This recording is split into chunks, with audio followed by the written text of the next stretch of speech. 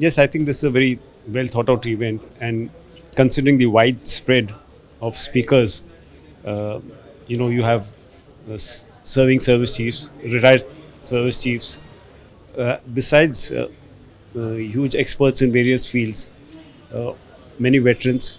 I think this is the right way to go. All of them have significant contributions to make in terms of their experience, their advice, and how do they foresee India going forward. On my part, for me, with my long years in the Northeast, I surely am able to tell you. I have seen Northeast from the time I was a second lieutenant. In fact, I've been in Northeast in every rank from a second lieutenant to lieutenant general. I've seen Northeast growing. In fact, I've grown in service along with the Northeast. And I can tell you how it has grown exponentially. And going forward, I see Northeast being the growth engine for the country. Very good morning, ladies and gentlemen. Respected and revered veterans and some very senior ex-retired officers under whom I had the proud privilege to be here. The other veterans, luminaries from various industries. It's a matter of great pride and honor for me to be standing here this morning to speak to you about the Northeast. And I need to thank Chanakya Dialogues and Gaurav, Major Gaurav Arya in particular, for having invited me over.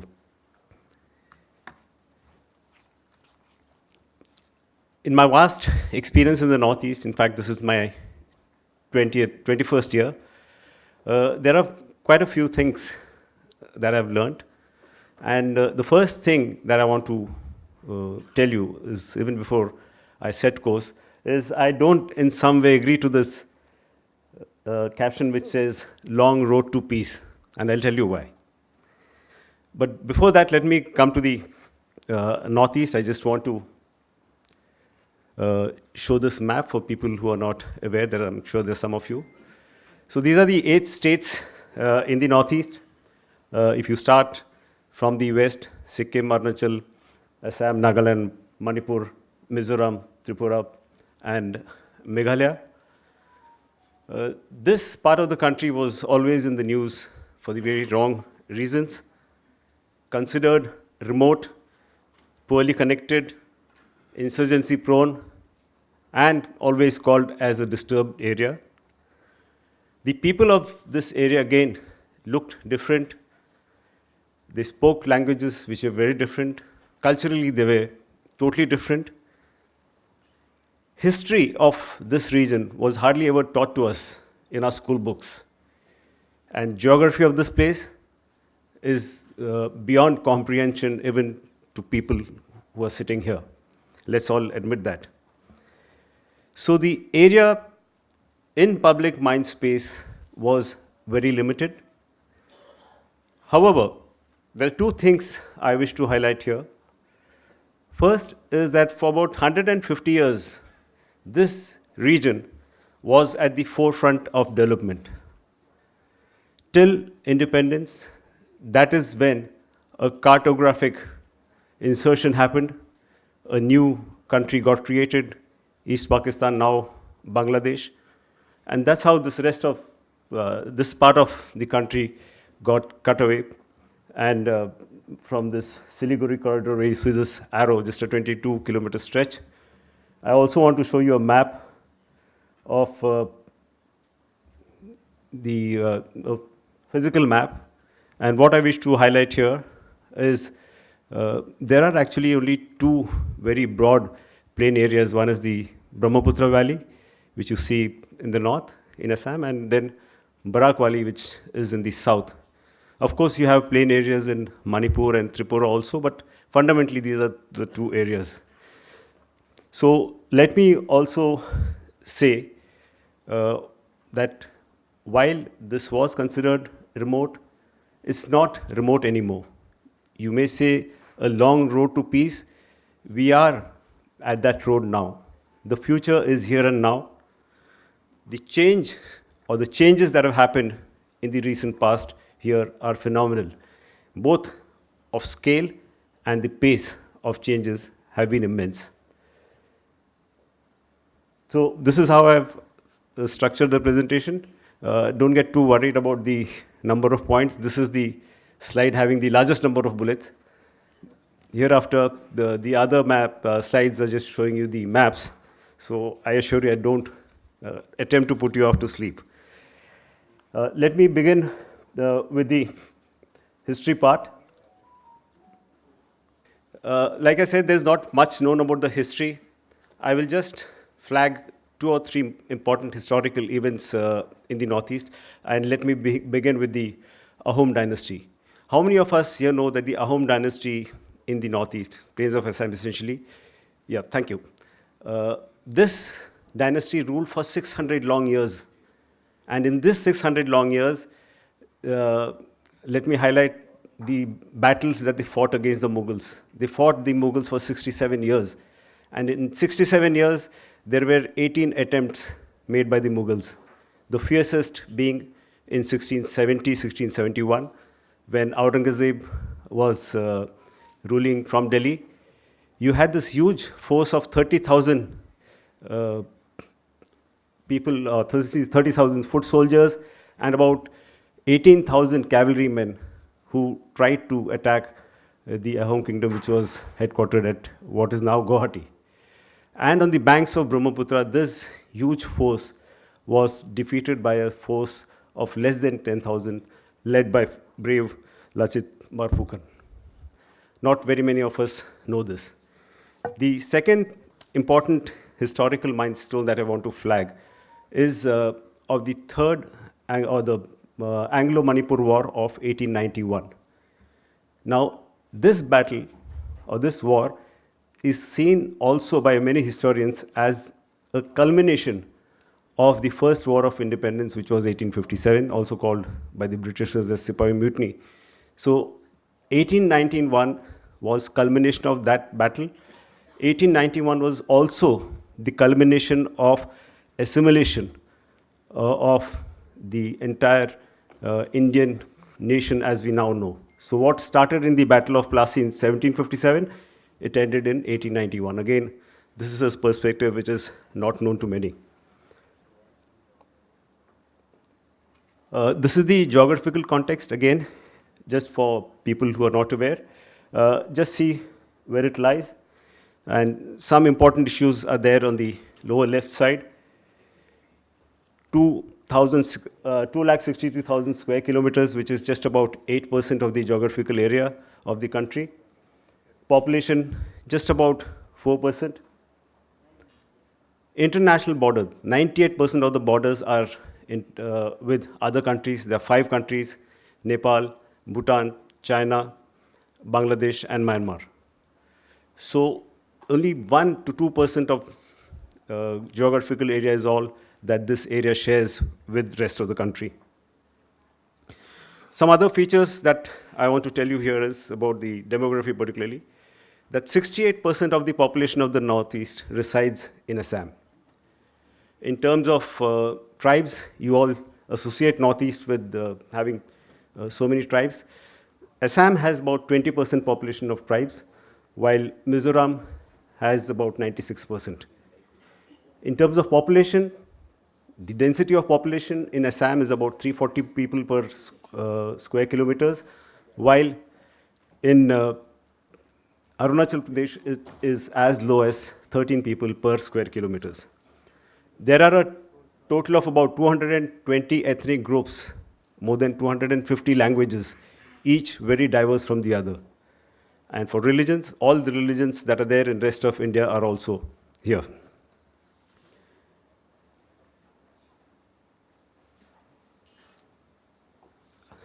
I want to also touch upon the strategic relevance before going further. Now this map shows you the ASEAN countries, all tiger economies of the 80s and 90s. So if you have to make established trade with them, while much of the trade happens along the sea, but trade is not all-encompassing.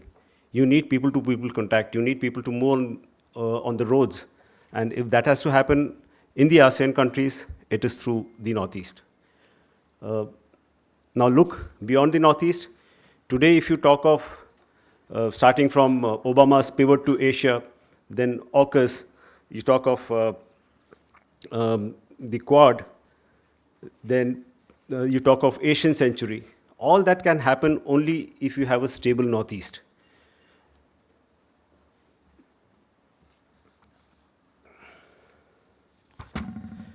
Now let me touch upon the insurgencies that have happened here.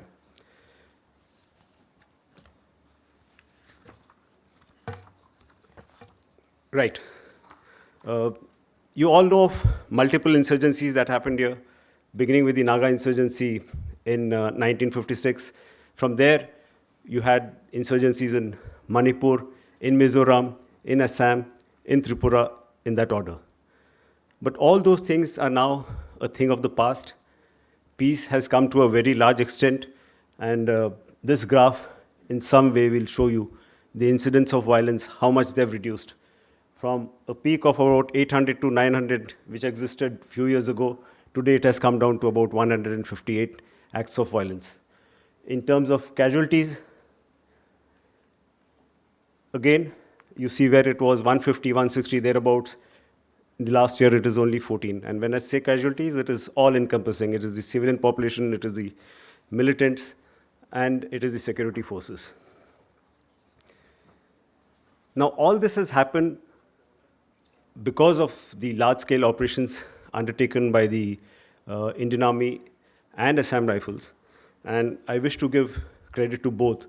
Today, as the Director General Assam Rifles, when I stand here, I can tell you there are 1,182 lives which have been laid down since independence to secure the Northeast. I'm not even talking about the figures of the Army. They are as much, probably even higher.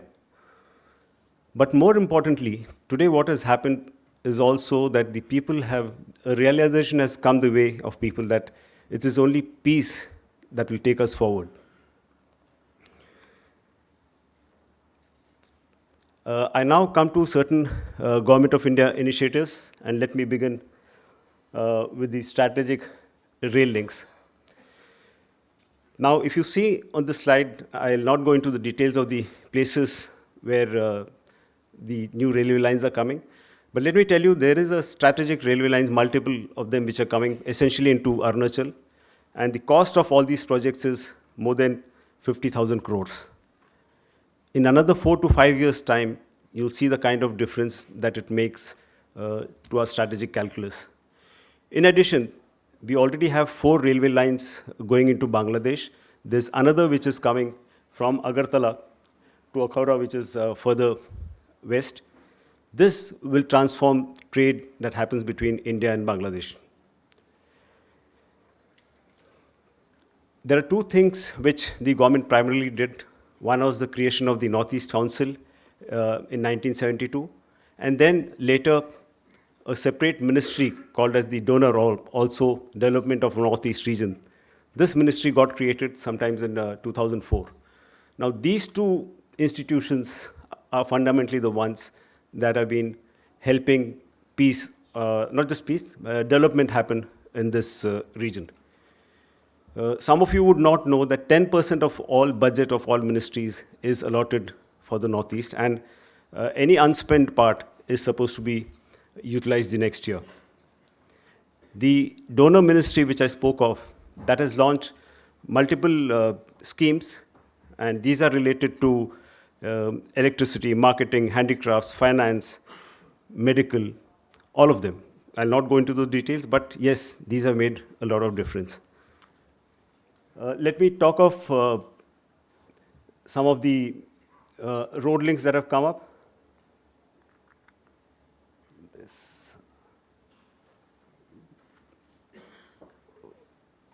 Okay, these are the roads that are being developed here.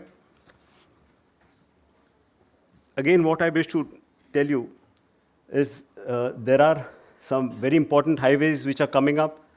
The most important to my mind is the Trans-Arunachal Highway, which will cut across all the mountains of Arunachal, go from east to west or west to east as you take it.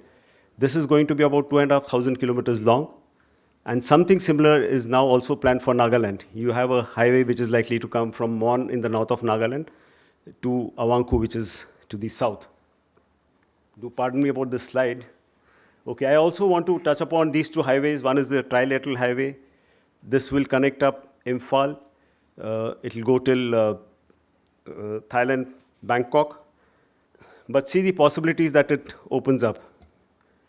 It will not just connect Thailand, it has the potential of going right up to Malaysia, and then the other countries of Cambodia, Vietnam, Laos, all of which are going to be tiger economies in times to come. So this is the potential for trade that will happen, and of course the people-to-people connect, which I spoke of. Then is the Kaladan multimodal project. This is another important one which is going to get completed in a couple of years' time. Okay, so besides the roads and railways, I also want to touch upon the bridges. And here I'll touch upon the bridges on the Brahmaputra. Now, it will be quite surprising for some of us to know that this river, which covers almost 916 kilometers in Assam, used to have only 2 bridges till a few years ago. Today, you have 6 bridges on Brahmaputra. One of them is an engineering marvel at 9.15 kilometer, the Dhola Sadia Bridge, also called as the Bhupen Hazarika Bridge. There are waterways which have been developed along Brahmaputra, as also on Bharat, which will in a very large way address transportation of goods and commodities. Air connectivity, today you have 17 airfields, commercial airfields operating in the northeast, which is almost double of what existed till about a decade ago. Just from Guwahati, there are more than 100 flights that take off every day. The entire northeast, it is more than 200. Mr. Raj Chengappa is here from India Today, so I want to also show a slide of a survey carried out by India Today. I'm trying to keep it short. But what I'm trying to emphasize here is look at the phenomenal achievements that have happened in the last 1 year itself. Best governance for small states, Arunachal. Most improved big state, Assam. Best small state for education, Meghalaya. Most improved small state for economy, infrastructure, governance and entrepreneurship, Manipur. And best in health, inclusive development and environment is Mizoram. So 5 out of the 8 states have got this to their credit. So when I said the future is here and now, this is what it was.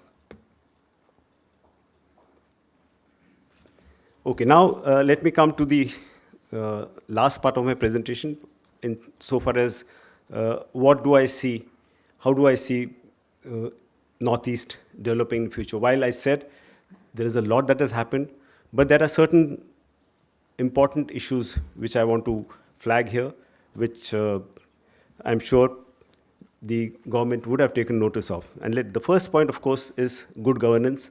The previous slide that I showed amply depicted to you that it is a consequence of good governance that all this has happened. Next is maximizing the human capital that is there. There is tremendous potential that exists between or amongst the people of the Northeast. Today you see the youth of Northeast all over the country in services industry, but going forward I see them in other industries also. Capacity building, not only is it the responsibility of the center, but also the states. And I'm happy to tell you that all states, irrespective of which government is in power, is taking very serious steps to increase or improve the capacity building. Tourism, of course, the Northeast is known for tourism. And I would want to highlight one fact here. I would want to compare the countries which are in the immediate vicinity. Vietnam, Cambodia, Indonesia, they all draw the same number of tourists that we do. Thailand draws tourists which are 2.5 times ours. And for those of you who've been there, you would see that there's nothing very phenomenal there, which is not here. We have a great potential, particularly in the Northeast. But this tourism has to be in some way restricted because the people there feel, and which is also true, there is a lot of degradation, pollution that happens when the number of tourists goes beyond a certain capacity. But notwithstanding, there is a necessity of improving the access improving the infrastructure at the entry points. Probably we need to do a tourism education itself there, and also encash on the heritage, cultural, wildlife, and religious tourism that is there. Medical tourism is again another thing for which there is great scope. There were not many people who used to come from Myanmar, not because of the bad situation, they aren't coming anymore. The next point, which I think is one of the most important points I want to highlight, is the assimilation of the Northeast by rest of the country. Now, very often you'd hear this word mainland India, mainland India. And when I see it from the perspective of the people of Northeast, they feel, why are we not mainland? What is lacking in us that we are not called mainland? We are as mainland as the rest of India. So I would request all of you here, when you go back here after, please don't call the rest as mainland India. That is as mainland as the rest of India is. Please try and assimilate their cultural, linguistic, ethnic, and culinary specialties. These are different, but you need to absorb them. While I'm speaking of the people from the Northeast coming here, there is something which we in the Assam Rifles have started this year. We are also getting students from rest of India to come to the Northeast. They stay with us. They understand what is Northeast. Now this is, when they go back, it is the students or the children who are able to educate their parents as to what they saw. Normally it is the other way around. So in some form, in some way, we need to assimilate the rest of the country also with them. In terms of infrastructural development, I told you it is happening at a pace that it has never happened, but we surely need to take care of ecological and environmental considerations. We need to go beyond creating infrastructure only in urban areas. We need to go to the remote areas, the villages which continue to be poorly connected, because unless you reach there, the accessibility to people and resources shall never happen. Utilization of water resources, while you would all be aware that it rains very heavily in the Northeast. In fact, the state where I'm coming from, Meghalaya, records the highest amount of rainfall. Yet you would be surprised to know from the months of December to about February, there is a problem of water. So there is a need for addressing this issue also. Rural electrification and rural water supply, of course, are areas that need to be looked into. The next issue I want to state is education and skill development. Again, here you would be surprised to know that on multiple occasions, countries in the vicinity like Myanmar, Thailand, Laos, Cambodia, and Vietnam have expressed desire to send their students to the Northeast. We have got our acts together. There are many educational institutions opening up. Recently, you had AIMS Guwahati also being inaugurated by the Honorable Prime Minister. But it's not only about creating new educational institutions. To my mind, it is also the accreditation of these universities. And when you say accreditation, you need to go beyond infrastructure, beyond the HR, that is the teaching faculty. You need to look at the process and the outcomes of these educational institutions. The next issue that I would suggest is looking at the horticulture and agro products. We all are aware that what has happened and what have we achieved immensely in terms of organic foods, coming as it did from the pioneer there, that is Sikkim. Today, most of the other states are also in a large way getting into organic farming and exporting their vegetables and fruits. But for this, you require last mile connectivity, you need cold storages and supply chains which will help this happen. My next point is development of the border villages. Most of them are remote, far-flung. Some of you would not know that there's a place called Vijayanagar, where to see a road, to reach a road, you had to walk 7 days. 7 days just to see a road. But now all that is transformed. You have a jeepable road, and it is expected by next year, end of next year, you will have a proper road right up to Vijayanagar. And Vijayanagar has got a different story again. It has a huge contribution of my force, Assam Rifles. And let me tell this in short. You all are aware of what happened in Siachen In Siachen, we preempted the Pakistanis by 24 hours. We reached there just 24 hours before them.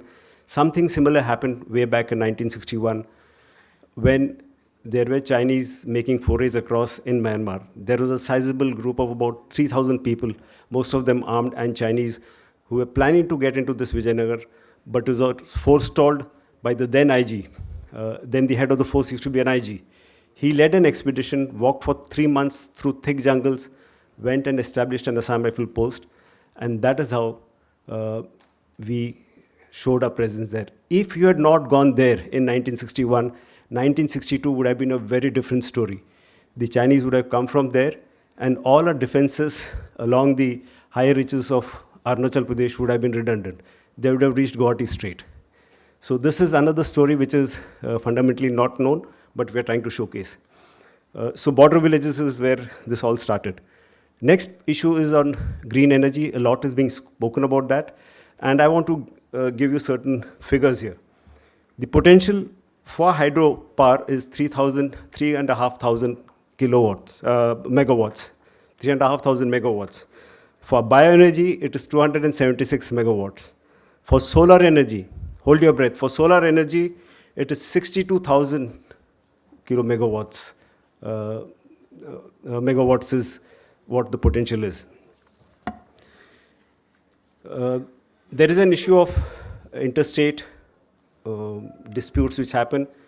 You would have read in the news or in the media of fights that happen between the police of various states.